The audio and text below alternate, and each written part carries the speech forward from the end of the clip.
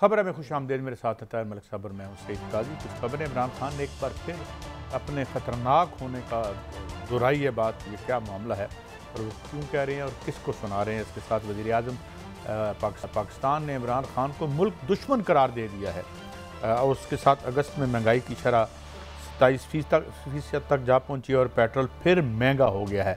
तो क्या और IMF से पैसे आ गए हैं, इस हवाले से माहिरीन क्या कह रहे हैं आपसे बात करेंगे। और आखिरी सेगमेंट में हम सैलाब की जो तबाहियाँ हैं उस पर बात करेंगे और हम और भी बड़ी बड़ी होशरुबा फिगर्स हैं जो इस वक्त लोगों पर बीत रही है। अब जो मिजरी शुरू हो रही है मज़ीद उस पर बात होगी। मलिक साहब, इमरान खान कह रहे हैं कि मैं अब और ख़तरनाक, एक चलते चलते साफ़ी से बात करते उन्होंने ये फ़िक्रा फिर कहा। तो ये क्या क्या उनका माइंड सेट लगता है आपको? मेरे खान साहब ने ये फ़िक्रा इत्तफाक़ करने का ये कैलकुलेटेड उनकी मूव है और मैं समझता हूँ खान साहब पाकिस्तान के पॉलिटिकल निज़ाम और पॉलिटिकल कल्चर को बड़ी बेहतर समझते हैं। He is definitely the most popular political leader in Pakistan. Khan को इस बात का पता है कि पाकिस्तानी सियासत में अगर आप हुकूमत के ख़िलाफ़ नहीं खड़े होते, आप सख्त बात नहीं कर सकते। आप देखिए खान ने सिर्फ अपने इस एटीट्यूड से, अग्रेशन से, मोला जट स्टाइल से PMLN का जो बयानिया था जनाब के वोट को इज़्ज़त दो और आपने जमहूरियत के साथ हैं, हम अवाम के साथ हैं, तहस नहस कर दिया 2-3 महीने में सिर्फ इस एटीट्यूड की वजह से। और अगर आप कंसिस्टेंटली देखिए हर हफ्ते में खान साहब एक ऐसी ज़रूर बात कर देते हैं जिसमें वो अपने अंदर का फास्ट सुनिएगा और फिर उनकी बॉडी लैंग्वेज से आज हम देखें, सुनाए जरा किस तरह उन्होंने कहा।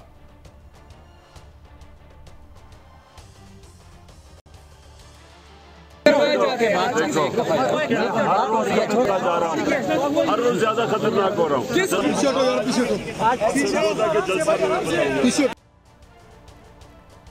हर रोज ज्यादा खतरनाक हो रहा हूँ। एक तो इन्होंने ये बात की। इसमें मुझे जो बात समझ आती है कि ओपन अप कुछ हो रहे हैं, ओपन अप हो रहे हैं कुछ ज़्यादा या क्या सिलसिला है?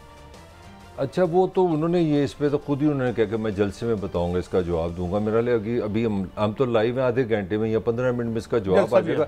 मगर आपने जो बॉडी लैंग्वेज का सवाल किया, मैं आपसे भी पूछूंगा। कल इमरान की बॉडी लैंग्वेज बड़ी इंटरेस्टिंग थी। कल जब इमरान खान असेंबली अपना अदालत में आए और ये याद रखें उनको नोटिस हुआ है, वो बतौर मुलजम आए हैं, स्माइल ऑन फेस, कुर्सी पे बैठे हैं और ऐसे लगता है जैसे वो अदालत को ना कमांड कर रहा है। मैं बॉडी लैंग्वेज की बात कर रहा हूँ, मैं वो कमांड से मुराद वो नहीं, हम ये नहीं कह सकते कमांड तो जज साहब भी कर रहे थे। मैं जेस्चर की बात कर रहा हूँ। मैं जिस तरह इतना रिलैक्स स्माइलिंग फेस, और आज आप बॉडी लैंग्वेज देखें, आज गुस्सा नज़र आ रहा है, मुझे अग्रेशन नज़र आ रहा है। और मुझे लगता है कि इमरान खान कंसिस्टेंटली ये कम्युनिकेट करता है क्योंकि उसको पता है कि इस जो मैं बार बार जो आपको पॉइंट ऑफ व्यू दे रहा हूँ कि इस सोसाइटी में जो हमारा पॉलिटिकल निज़ाम है काजी साहब, उसमें इतना आम बंदा पिसा हुआ है, इतना थका हुआ है। साफ़ी ने बड़ा सवाल अजीब सा किया, सुनाए जरा क्या कहा साफ़ी, उन्होंने क्या जवाब दिया? साहब ये फरमाया कि आपकी इल्जाम लगा कि उसने मलिक रियाज से हीरो का हार लिया उसने हीरो का हार अच्छा क्या महंगी चीज की बात। उन्होंने बड़ा यानी उनको ऑफेंड नहीं हुए, उन्होंने कहा मैं हार तो बड़ी सस्ती चीज़ होती है, किसी महंगी चीज़ की बात करो। चले इस पर मैं बाद में जवाब देता हूँ। आप क्या समझते हैं what he says between the line, क्या जवाब है? वो बज़ाहिर वो बहुत ओवर कॉन्फिडेंट नज़र आ रहे हैं। क्राइन हैं जो हमारे दोस्त हमें खबरें दे रहे हैं वो ये हैं कि भाई जहाँ एक तरफ हालात उनके लिए ज़मीन पर बड़े साजगार हैं, मुराद ये कि जो अवामी एक उन्हें एक हासिल हो रही है ताईद, लेकिन ज़ाहिर है कि जो रियासत जो हुकूमत है वो तो मुस्लिम लीग नून की है, तो वो उधर आज मुल्क दुश्मन कहा उनको ये नहीं। चले मैं एक पॉइंट ऑफ व्यू आपको देता हूँ। ये कन्फेशन नहीं है। अगर एक साबिक वज़ीर आज़म हो जो बड़ा इखलाक और बड़ी ईमानदारी पे खड़ा हो, अगर उससे ये इल्ज़ाम लगाया जाए कि आपकी मोहतरमा बीवी ने इस तरह हाल लिया, तो काम नहीं है वो बताएं हाँ या ना में। ये तो बड़ा डिप्लोमेटिक जवाब दिया मेरे हिसाब से। नहीं, डिप्लोमेटिक जवाब के मुराद ये है कि आप मुझे ये बताएं कि ये देखें ना, उन्होंने इसको फ्रिवलस करार दिया है। उनका जो जवाब है वो ये, उन्होंने उसको इस सवाल को एज अ फ्रिवलस लिया है।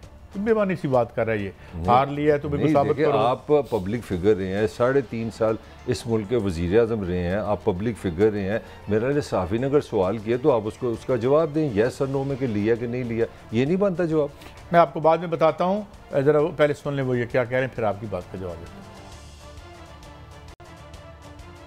5 सितंबर को हम मेंबरशिप कैंपेन है। आईएसएफ ने 5 सितंबर को यूनिवर्सिटी और कॉलेजेस में मेंबरशिप कैंपेन कर रही है। आपने सही माने में मेरी टीम बन के तैयार करना नौजवानों को। सारे मेरे यूनिवर्सिटी और कॉलेजेस के नौजवान तैयार हो। जब मैं आपको कॉल दूंगा, आपने मेरी कॉल पे हकीकी आजादी की तहरीक में आपने निकलना है। अब आपकी सवाल के दो हिस्से हैं, पहले हिस्से का जवाब फिर इस हिस्से का जवाब देता हूँ। अगर ये किसी और मुल्क के साबिक वज़ीर आज़म होते ना, तो उसको कहते बेटा इधर आओ ज़रा, ये अदालत है, ज़रा इसमें आके साबित करो कि मेरी अहलिया ने हार लिया है, आओ बताओ, आओ इसको साबित करो। तो मौसूफ फिर जो है साबित नहीं कर सकते, मुमकिन है। देखिए ना, हम भी तो मुंह फाड़ के सारी बात कर लेते हैं ना। सवाल क्या है कि जी आप पे फलां बंदे ने इल्ज़ाम लगाया है, मैं अगर ये सवाल करूँगा तो कैसे करूँगा? मैं कहूँगा मलिक साहब आपकी बीवी ने हार लिया है, मैं ये नहीं कहूँगा। मैं एज ए साफ़ी कहूँगा कि फलां बंदे ने ये कहा है कि आपकी बीवी ने हार लिया है, इस पे आपका क्या मौक़िफ़ है? नहीं, ये देखिए ना, आप जुज़वी बात ना करें। 22 साल खान साहब अपोजिशन में रहे हैं, 3.5 साल वो वज़ीर आज़म रह गए, 26 साल में उन्होंने 26 करोड़ इल्ज़ामात लगाए हैं। वो तो आपकी सियासत है, हमारा निज़ाम है, उसमें आप भी शामिल हैं, मैं भी शामिल हूँ। उसमें तो मेरा ख्याल है हमारी तो सोसाइटी ने ये कसम खा ली ना, बगैर तफ्तीश के, बगैर तहकीक के जो मर्जी कह रहे हैं, उसमें खान साहब भी इक्वली शामिल है। मैं अर्ज़ करता हूँ, जिन लोगों पे इमरान खान साहब ने इल्ज़ाम लगाए, उन पर केसेस मोस्टली पीपल्स पार्टी ने बनाए। वो अदालतों में केस थे, वो ट्राई हुए हैं, अभी पेंडिंग ट्रायल है, उन पर चालान हो चुके हैं, उसका एक प्रोसेस चल चुका है। ये जो हार है ये कहाँ पे है? इस हार पर क्या इस पाकिस्तान की इस हुकूमत ने अपोजिशन लीडर को कोई नोटिस सर्व किया है, कोई तफ्तीश हुई है, कोई लेके आए हैं? मुंह जो गाल कर चढ़ी है। नहीं सही है, मगर खान ये तो आपको पता है, ये वायरल हुई है बाकायदा वीडियोस, उसमें ये सारे इल्ज़ाम लगे हैं। तो आप अदालत में चले, वीडियो में हार देने वाला भी नहीं है, हार लेने वाला भी नहीं। भाई साहब मेरा ये पॉइंट नहीं, मेरा पॉइंट है कि इमरान खान पाकिस्तान का सिटीजन है, ऑनरेबल सिटीजन। अगर कोई उस पर इल्ज़ाम लगाए, किसी का हक नहीं है इल्ज़ाम लगाए। लिहाजा अगर यहाँ जब ये वीडियो रिलीज़ हुई थी, आपका FIA बैठा है, आपका पूरा सेटअप है, साइबर लॉज हैं, पूरे वाज़ेह है कि आपको किसी को हक नहीं है किसी पे इल्ज़ाम लगाने का। ये अदालत में गए हैं, ये जब इल्ज़ाम लगा है, अदालत में गए, मुझे इसका जवाब अपोजिशन में थे, उस वक्त ये अपोजिशन में थे, ये तो अपनी जमानतें कराते फिरते हैं। जमानतें कभी किसी ने जवाब दिया है कि जो केस सुप्रीम कोर्ट में चला था, जब आपने उस बैंक से पैसे लिए थे कितने करोड़ हैं, वो उसका किसी पूछे? मलिक साहब केड़े मुल्क की गल कर रहे हो जो वहां जाके एक बहुत बड़े सिक्योरिटी के इदारे के चीफ, साबका चीफ ने कहा जी हाँ पैसे देते ने, ओ पुछड़े ने हार। आप मुश्किल बना रहे हैं। एक बंदे पे इल्जाम है, बस लास्ट फिक्रा ले लें, एक बंदे पे इल्जाम है हार देने का, एक पे इल्जाम है हार लेने का, दोनों से पूछ। जो हार देने वाला है उसने नहीं कहा कि मैंने हार दिया है, जो हार लेने वाला है जिसने इल्जाम लगाया आके साबित करे। तो पूछे ना, एक केस तो तुम बना, एक डायरेक्ट केस तो बना नहीं सके, उसके अकाउंट में से 1 रुपया नहीं निकाल सके, और अपने 24 अरब रुपए पे बैठे हो और मकसूद चपरासी को बताते नहीं हो, तो उसे क्या पूछते हो? अब ये बात ना करें, अब आ जाते हैं इस बात पे। ये बात बड़ी सिग्निफिकेंट है। इमरान, अब मैं आपको बताता हूँ कि इस बात को कैसे इंटरप्रेट कर रहे हैं। इमरान नोज के इस वक्त वो पाकिस्तान की यूथ के इमेजिनेशन को ऑलमोस्ट उन्होंने कैप्चर कर दिया, लोग उन्हें फैंसी करते हैं। उन्होंने ख़ास तौर पर कहा है कि यूनिवर्सिटियों में जाके कैंपेन करें। अब मैं इसको आपको इसका हिस्टोरिकल पस मंज़र बताता हूँ। आपने कभी आंधी चलती देखी है? जब आंधी चलती है ना, तो उसकी पहली निशानी ये होती है कि पत्ते हिलते हैं, तने में बाद में आती है। जब 1968 की मूवमेंट चली थी, तो उसका आगाज़ तालिब इल्मों ने किया था। एक बस आई थी, ये आप जनरल यूब का ज़माने की बात, एक बस आई थी, तो पाकिस्तान की तारीख की सबसे बड़ी मूवमेंट का आगाज तालिब इल्मों ने किया था। तो I think there is a method in this madness.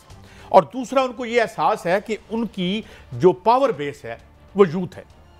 अच्छा, इसमें मेरा आपसे एक सवाल बनता है एज ए स्टूडेंट, मुझे बताएं कि पाकिस्तानी यूथ की इतनी ज़्यादा इमरान को किस तरह अंडरस्टैंडिंग है, इमरान को किस तरह पता है कि कौन सा खला है, वो क्या ढूंढ रहा है, इसमें मुझे कोई शक नहीं, ही इज़ देयर हीरो। ये नवाज क्यों नहीं कामयाबी से कर सका, ये जरदारी क्यों नहीं कर सका, ये और क्यों नहीं कर सका? नौजवान के अंदर वो कौन सा गैप है? मेरा सब सवाल लेना, वो आप क्या समझते हैं, why they are attracted towards Imran?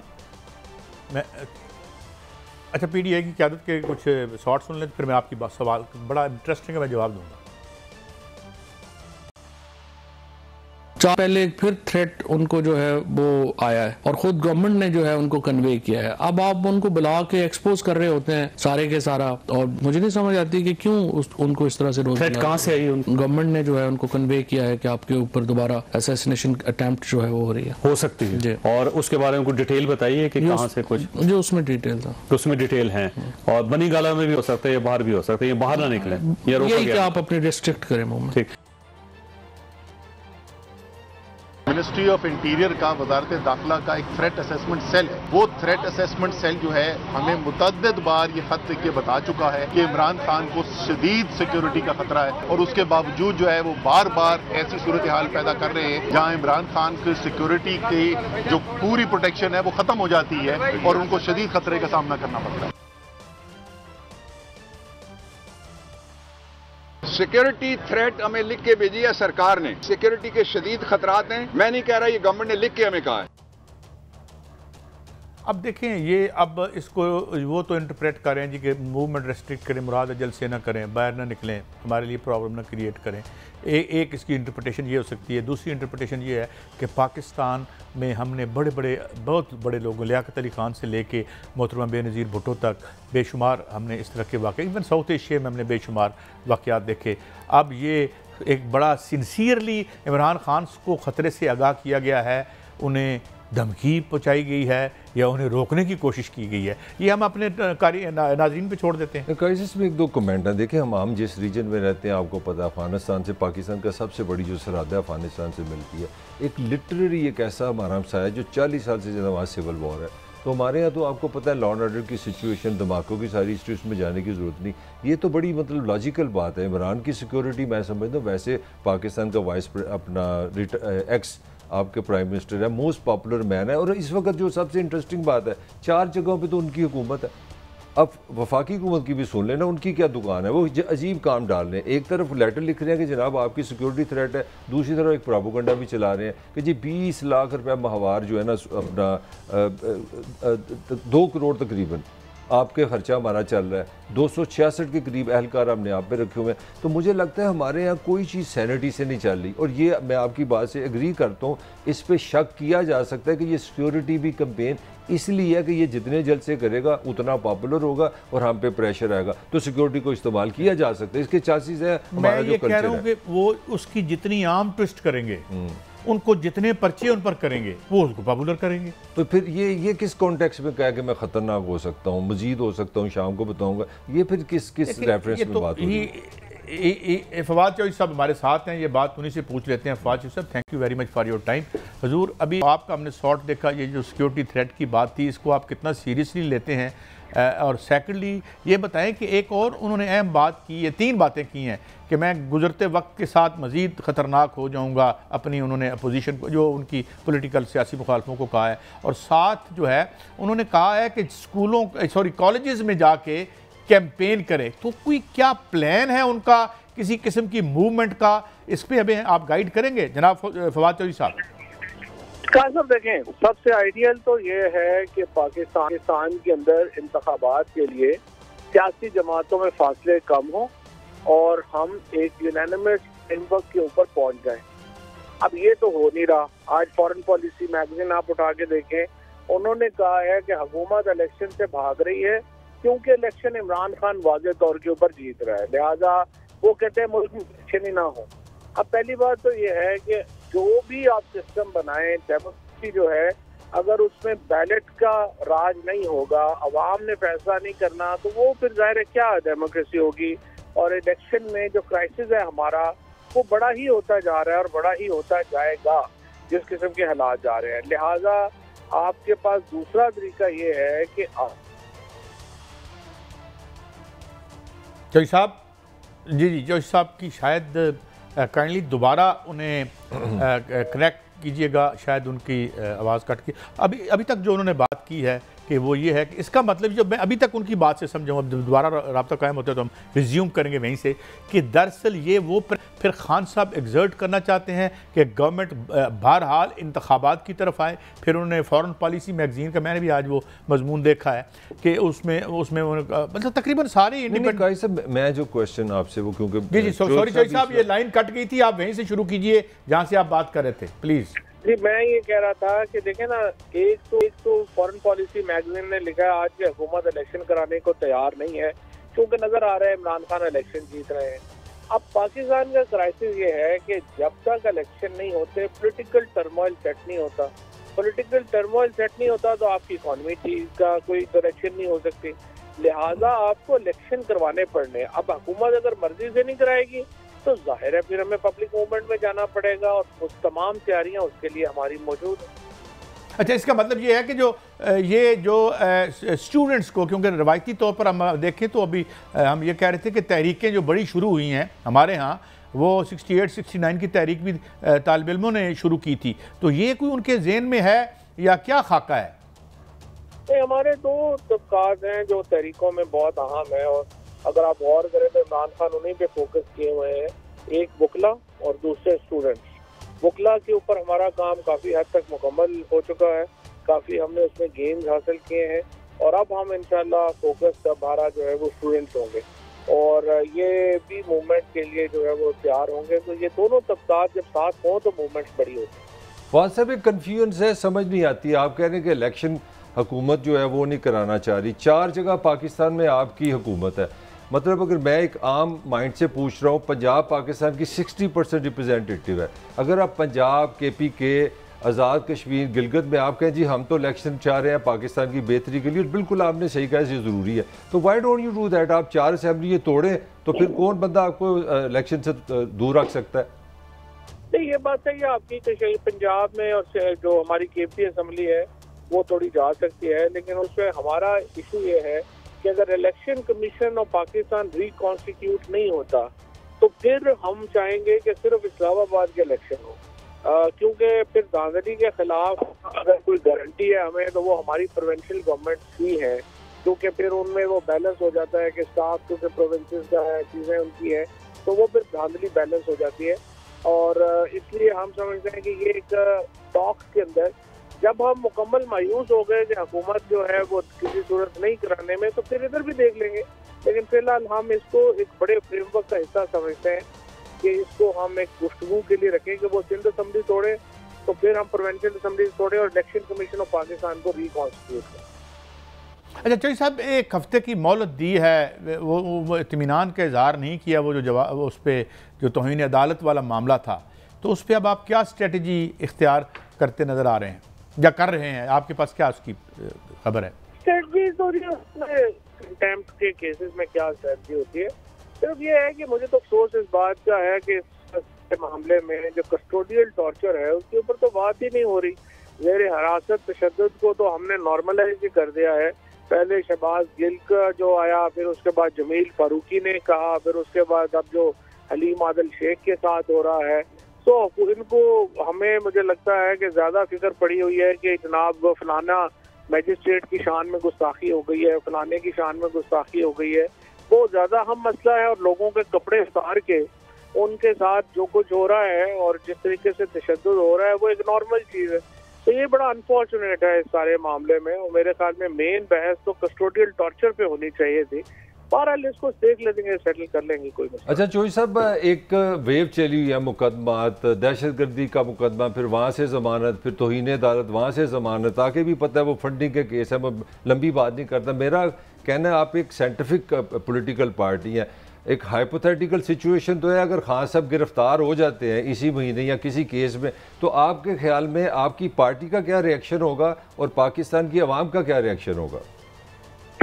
अवाम का रिएक्शन तो उस दिन आपको एक झलक मिल गई थी जब उन्होंने इनको इमरान खान को गिरफ्तार करने का खदशा पैदा हुआ था, तो आपने देखा पूरे पाकिस्तान में किस तरह से लोग जो हैं वो बाहर निकले। इमरान खान जो है वो इस वक्त पाकिस्तान के बिला शिरकत गैर सबसे पॉपुलर लीडर है, तो उनको ये जो सियासी मुकदमात में, जाली केसेस में इस तरह से जिस तरीके से हुकूमत फंसाना चाह रही है, 20 के करीब इस वक्त FIRs हैं उनके ऊपर, और बिल्कुल बेहुदा मुकदमे हैं। आप देखिए कि कभी इस तरह के मुकदमे हुए ही नहीं पाकिस्तान की तारीख में।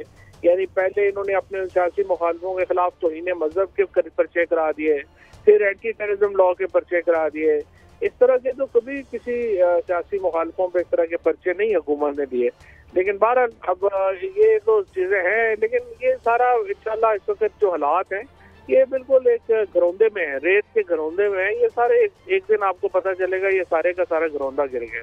अच्छा साहब, माई लास्ट क्वेश्चन, ज़ाहिर आप इस वक्त इस पर तो कोई भी अब आपसे इख्तलाफ नहीं करता, आपके दुश्मनी भी कि PTI पाकिस्तान की सबसे बड़ी पार्टी है आज के दिन और पता नहीं कब तक, मगर कुछ उसमें ज़ाहिर मुख्तलिफ आरा होती हैं। एक राय ये भी है कुछ इत्तेहादियों में और कुछ आपके लोगों में कि जो माजराई है मुक़्तदर तबकात से वो ख़त्म की जाए, तो क्या कोई वाल यानी कुछ इस सिलसिले में पेशरफ्त हो रही है या कोई बात हो रही है जो कि ये माजराई कम हो? एक तो देखें गाय साहब, जो आप और ताहिर है ना, उनसे मैं ये एक्सपेक्ट नहीं करता कि आप हमें कहें। जो लोग कहते हैं महाजराई खत्म करें, उनका सिंपल मतलब यह है कि भाई आप नीचे लग के रह लें, क्या फर्क पड़ता है। तो इशू ये है कि फिर पाकिस्तान में हमने क्यों जमहूरियत का ड्रामा बनाया हुआ है। सिंपल बात है, ये लड़ाई राइट्स की है। राइट हम कह रहे हैं people of Pakistan has the right to choose the government and run the government. ये जो कहना कि नहीं देखेंगे वो आपने भी फलाना जो अफसर लगाना था तो उनकी मर्जी से लगा दें, या फलाना ये करना था तो इनका लगा दें, क्यों लगा देंगे। जब अवाम का अगर एक फैसला कर लें हमें जमहूरियत में रहना है या नहीं रहना, जमहूरियत में नहीं रहना तो फिर तो एक अलहदा बहस है। फिर हम नॉर्थ कोरिया का मॉडल लगा दें, बर्मा का लगा दें, वो तो फिर एक अलहदा बात है। बट पाकिस्तान में ये महाजराई कोई महाजराई नहीं है, ये पीपल्स राइट्स की मूवमेंट है और लोगों को अपने राइट्स के लिए खड़ा होना चाहिए। नहीं खड़े होंगे तो इमरान खान के तो क्या है, ये पाकिस्तान 5 महीने में बहुत पीछे गया है और मजीद पीछे जाएगा। ये 4-5 महीने तो पाकिस्तान में जमहूरियत की जो है वो जई तई हो गई है। और आप देखिए कि जो हमारे यहाँ क्वालिटी डेमोक्रेसी की डिबेट थी वो तो पीछे रह गई है। हम तो बेसिक राइट्स के ऊपर जो है आप डिबेट कर रहे हैं कि आप कस्टोडियल टॉर्चर होना चाहिए या नहीं होना चाहिए, ये भी कोई डिबेट है अब दुनिया में। ये तो पहले वाइकिंग से दौर में या चले पाकिस्तान में भी ज़ियाउल हक के इब्तदाई दौर में हुआ, उसके बाद तो ऐसा कभी नहीं हुआ जो आजकल हो रहा है। तो मेरा ख्याल है ये महाजराई कोई जो है वो पॉलिटिशियंस की हमारी तरफ से नहीं है, जिधर से महाजराई है वो उन्हें अपनी पोजीशंस रिव्यू करनी चाहिए। अच्छा चौधरी साहब, पंजाब के हवाले से आपके 2-3 बयान मेरे जेहन में घूम रहे हैं। कोई सेटिस्फाई, आपने कहा जी कारकुन भी कोई खुश नहीं है, कुछ ऐसी चीज़ें हैं। डेफिनेटली आपकी इत्तेहादी हैं परवेज़ इलाही साहब, तो कोई आपका ये कोई डैमेज कंट्रोल हुआ है, कोई किस इस वक्त कैसी सिचुएशन है पंजाब में आपके हवाले से? पंजाब है, KP है, दोनों में सिचुएशन बेहतर होती है, ऊपर नीचे चलता रहेगा। बट फ्रैंकली इस वक्त कुछ गवर्नेंस का माहौल नहीं है। पॉलिटिक्स जो है वो पाकिस्तान में एक नई डायमेंशन आनी है। जब तक इलेक्शन नहीं होते हैं, ये इलेक्शंस का जो मामला है वो गवर्नेंस वगैरह के ऊपर को खास नहीं होगी डेवलपमेंट।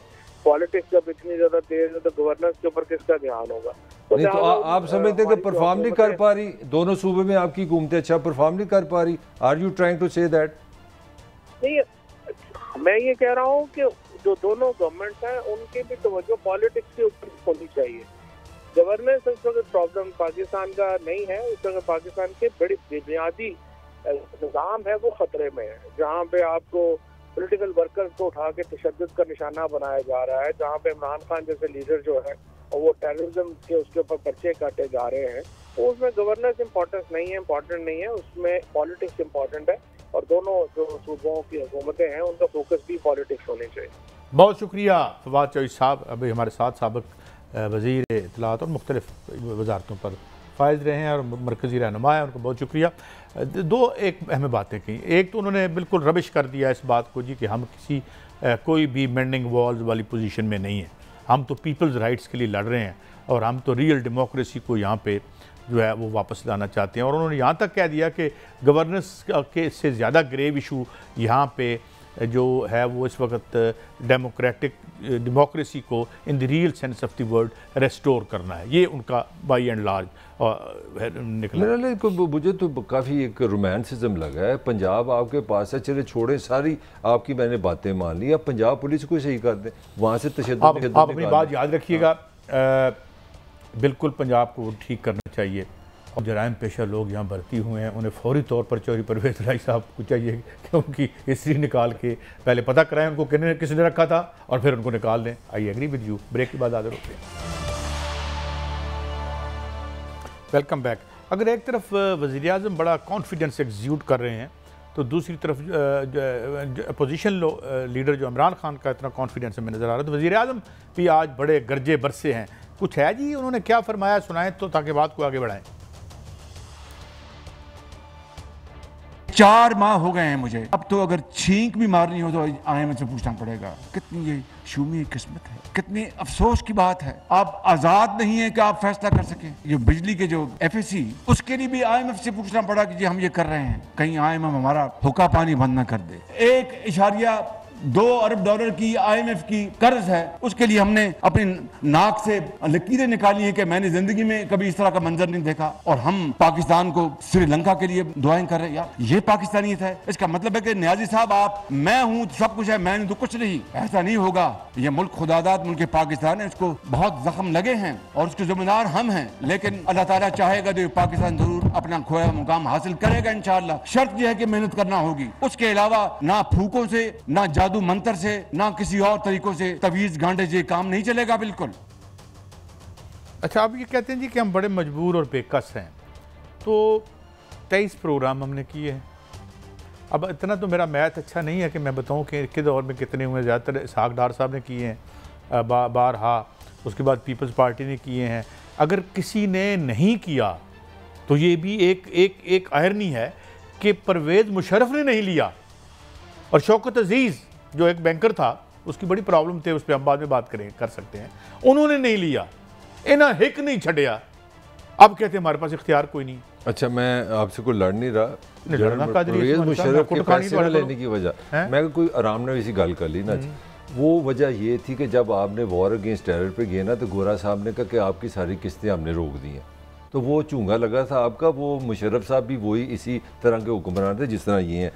पॉइंट ये है, ये जो शहबाज शरीफ साहब फरमा रही है टोटल वो है, ये पॉलिटिकल स्टेटमेंट है। मैं सिर्फ एक फ़िक्रे से आपको बताना चाह रहा हूँ कि असल दर्द दिल अगर होता तो ये ऐसी बात है। ये सारे अच्छे अल्फाज है, ये सारी एक ना पोइट्री है। 40% आपने जो प्रोटोकॉल का खर्चा है ना, ये रियासत जो आपके मेरी जेब से 40% प्रोटोकॉल के खर्चे में इजाफा हो गया। और भाई ये भी IMF ने कराया। आप पूरी दुनिया में पेट्रोल ख़त्म हुआ है, सस्ता हुआ है, और आपकी हुकूमत के सिस्टम ने, इस रियासत के सिस्टम ने लिखा है कि 16 रुपये कम करो आप अपना पेट्रोल पे। आपने 2 रुपये पेट्रोल पे, 3 रुपये डीजल पे, 12 रुपये आपने मिट्टी के तेल में बढ़ा दिए, और आप चढ़ाई इमरान पे कर रहे हैं।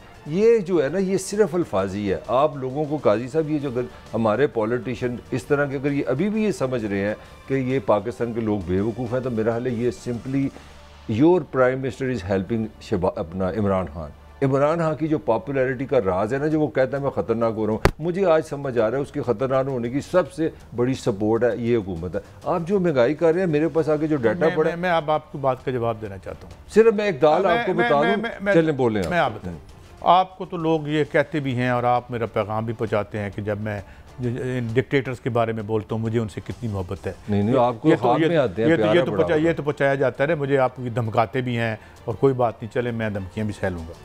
लेकिन मुझे एक बात बताएं, हम जो डेमोक्रेट्स थे, अयूब खान का दौर हाईएस्ट ग्रोथ रेट, ज़िया-उल-हक का दौर 7% ग्रोथ रेट, 7 से 8% ग्रोथ रेट किसका? परवेज़ मुशर्रफ का। और IMF का प्रोग्राम उसने नहीं लिया। मैं डेमोक्रेट हूं, मुझे चाहिए कि मैं अपना जूता उठा के अपने सर में मारूं। मेरी तो तुमसे उम्मीदें थी। तो यार मेरी एक बात सुनो, यहाँ के सारे डैम अयूब खान बना के गया, जो एक डिक्टेटर किससे पैसा लिया? यार जिससे पैसा लिया वो इना मेरे चाचे को लिया सी। यार रौला ना पाया, पुट्ठा सवाल अयूब हां वर्ल्ड बैंक के पास लेके गया। बात ये है कि पैसे IMF के पास लेके गया, पैसे टट्टे कूच ले आओ। हाँ, कोई लोन नहीं था उस वक्त जब अयूब खान ने की थी, सारे की सारी ग्रांट में बनाया था। और तुम लोगों से ज्यादा दरिया दे के पाकिस्तान हम इसलिए परफॉर्म नहीं। नहीं, दसो ना यार, सुनो ना, सिंताज बताए ना मुझे। रावी किधर गया? फिर मैं कर रावी किधर गया? सतलुज किधर गया? 3 दरिया दे के डैम बना लिया। आप कह रहे हैं, चले बात करें आप। नहीं तुम मुका लो, नहीं मुका लो, 5 मिनट और ला लो। नहीं आप अच्छा, ये जो आपके पॉलिटिकल लीडर हैं 2% पे जलील हो रहे हैं, IMF के आगे जलील नाक रगड़ रहे हैं, और ग्रोथ आपका मिलिट्री डिक्टेटर दे रहे हैं जिनके खिलाफ हम लड़ते रहे हैं और जिन्होंने आपको बनाया है। हम इसलिए मिलिट्री डिक्टेटर से लड़े थे कि जिन जराइम पेशा लोगों को उन्होंने प्रमोट उन्होंने किया था। मगर तुम्हारी क्या आप डेमोक्रेट हो, अपनी हर डेमोक्रेसी में हमें डिफॉल्ट के करीब ले जाते हो और हम इसलिए नहीं कर सके क्योंकि ज़िया उल हक आ गया था। और शुक्र करो ज़िया उल हक आ गया था, तुम कौंसलर नहीं सी बढ़ना अगर ज़िया उल हक ना आंदा। उनका ट्रैक रिकॉर्ड देखे, पता लोग हमें क्या कहते हैं, जो मुझे बाहर कहते छोड़े काई साहब ज़िया उल हक का ग्रोथ रेट निकाले 7% था। अयूब खान का ग्रोथ, आप क्या बात करते हैं, आपने मरवाया हमें हजूर, आपकी बाहर की जायदादों ने हमें मरवाया है। हम आपसे एक्सपेक्ट करते थे और आज भी आपसे करते हैं, हमें कोई डिक्टेटर नहीं चाहिए। मगर आप जरा अपने बच्चों से आज आप बड़े सिविलाइज, बड़े प्यारे सिविलाइज क्या बात, मेरी सुन लेना, आपने कहा जी Parvez Musharraf, I don't like any dictator, जिसको अगर उस जैसा भी बन के दिखाएं। ठहरे आपने बात की ना जनरल अपना अयूब की जो ग्रोथ की आपकी बात की, नतीजा निकला 71 में 51% पाकिस्तानी ने कहा हम पाकिस्तानी नहीं है, बांग्लादेश आपका बन गया। ये आपकी ग्रोथ का नतीजा है। आगे चलते हैं, अपना जनरल ज़िया का आपने रेट बड़ा गिनाया। आप इस माशरे में जिसमें आप और मैं, हमारी उम्र ज़्यादा है, मैंने इस मुल्क में मजहबी तफरीक नहीं देखी थी। मुझे तो बाय गॉड ये मेरी माँ ने ये भी नहीं बताया था कि मेरा फ़िरका क्या है। मैं जो पाकिस्तान, मैं जिस बातों पे क्यों लेक्चर दे रहे हैं जिसपे मेरा प्राइस भी तो बताया ना मुझे, मैं सिर्फ प्राइस भी तो बताया ना जो मैंने दी है। यार बात सुने, बैलेंस शीट बनाते डंडी ना मारा जो फानस साहब की लड़ाई में मैं ज़िया उल हक के बारे में मैंने थ्रेट्स ले रहा हूं आज भी। हीरोइन का कल्चर कहां से आया? थ्रेट्स आते, मेरी बात का कल्चर कहां से आया? मैं ये कह रहा हूं कि जो ग्रोथ और इकोनॉमिक ग्रोथ उन्होंने की तुम क्यों नहीं कर सके? क्योंकि तुम अपने निजी कारोबारों की ग्रोथ कर रहे थे। मैं सही कह, वारदाती थे तुम फ्रॉडिये थे। I am with you. ये इन्होंने किया पाकिस्तान से जुल्म। आगे सुने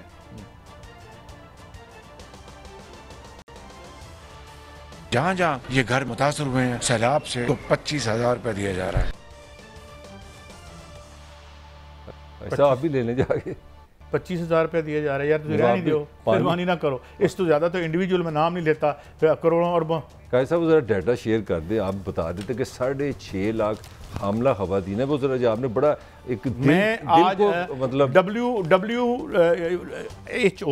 और यूनाइटेड नेशन की रिपोर्ट आज गार्डियन में छपी है, अगर पढ़ना चाहते। अगर आप एक सेकंड मुझे दे देना, मैं आगाज़ कर दूं। मैं सिर्फ आज वो सिंध का सुन रहा था, 4.5 लाख सिंध के जो पाकिस्तानी शहरी हैं वो बीमारियों का शिकार है। इससे भी मैं शुरू करना चाह रहा हूँ, बाकी आप ज़रा डाटा शेयर। मैं एक तो बताऊँ कि जो जहाँ जहाँ पानी रिसीड कर गया है उसके किनारों पर लोगों ने अपनी झुग्गियाँ बना ली हैं।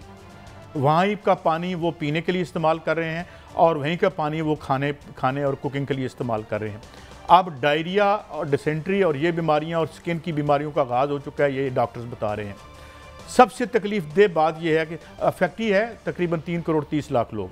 और सबसे ये UNFPA एक यूनाइटेड नेशन की है एजेंसी, उसने कहा कि 6,50,000 हामला औरतें वहाँ बेआसरा बैठी हुई हैं इन किनारों पर।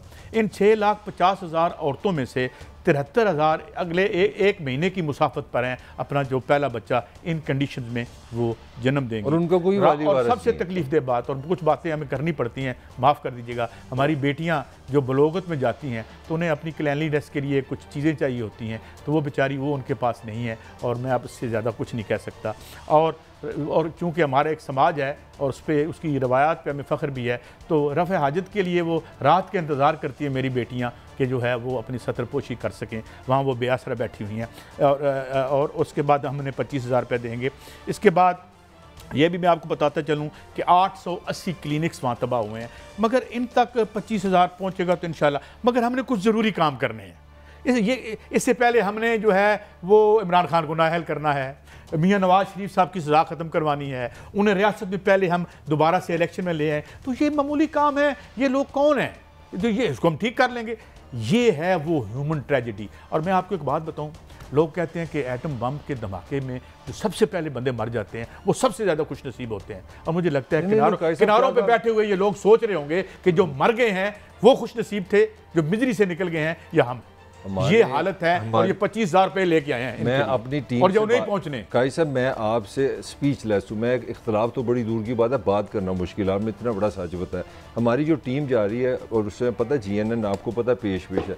मेरे रिपोर्टर जो हमारे जो लोग हैं उन्होंने मुझे फ़र्स्ट हैंड एक्सपीरियंस बताया कि हमें पाकिस्तान, पूरे पाकिस्तान को 90% लोगों तक एक्सेस ही कोई नहीं है। वो बड़ी बड़ी सड़कों पे जाते हैं और उसमें भी एक बड़ी कहानी है, एक लूट मार के एक माफिया पूरा आ गया है। एक प्रोफेशनलिज्म डेवलप हो गया कि जो ट्रक आ रहे हैं, जो पाकिस्तानी भाई पाकिस्तानी की मदद कर रहे हैं, वो लूट रहे हैं। 90% लोगों का ताल्लुक ही कोई नहीं है, ना मीडिया से, ना हुकूमत से, ना वफाकी हुकूमत से, ना किसी इदारे से।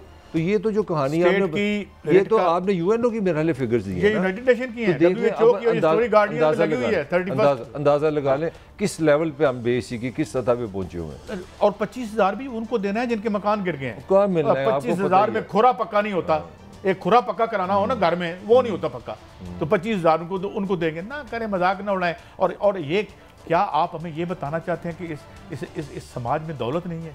नहीं, अरे इतनी दौलत है यहाँ पे, अगर कोई हाथ डालने वाला हो, एक शहर को हम पकड़ लेना यहाँ पे, तो मलिक साहब यहाँ पे जो काला पैसा है छतों तक लोगों ने रखा हुआ है। मगर क्या है कि नहीं, हम ज़बानी जमा तफरीक करेंगे, अपनी लड़ाई लड़ेंगे।